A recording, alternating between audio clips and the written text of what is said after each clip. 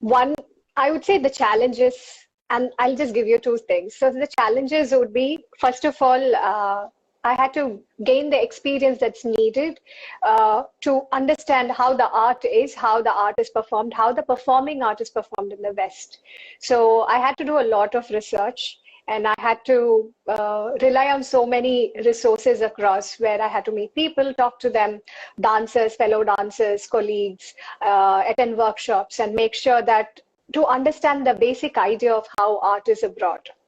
And from there, I had to understand there's a need of you equipping yourself about how the West perceives art. So I was very conscious about it. So I had to read a lot in terms of art policy, funding policies, how it's there in Europe and US and UK. So I had to read that a lot. And those are not challenges, that's a necessity.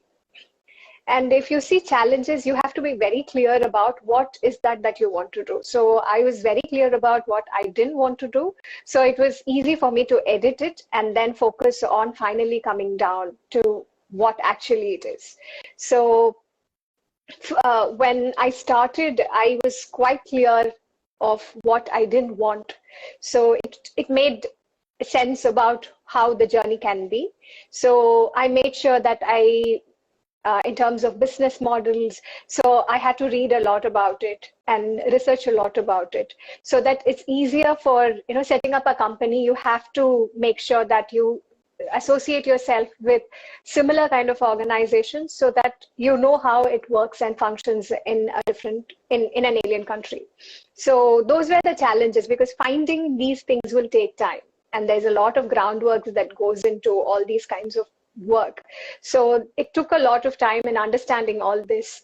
And if you say lesson learned, I would, there were lots of lessons over the course of time, and I'm still learning. I would say it didn't stop. I'm still learning. And for me, it's just that, just go with the flow. I don't have an end goal. Like, I don't decide on my, what is the outcome of anything. So if you don't have an idea, I just go blind into everything and anything. So I am not someone who wants to say that, okay, this will be 100% successful thing. No, I know how it will go. And deep down, everyone has that understanding. I strongly believe that.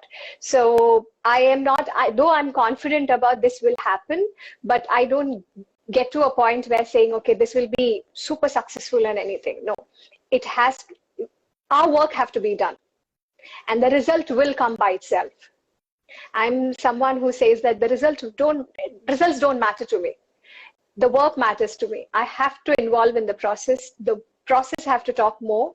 And by the end of the time, there'll be 100 things which I have achieved rather than the end result. And the result has always been, quite mind-blowing in my experience. And that actually make more sense to me.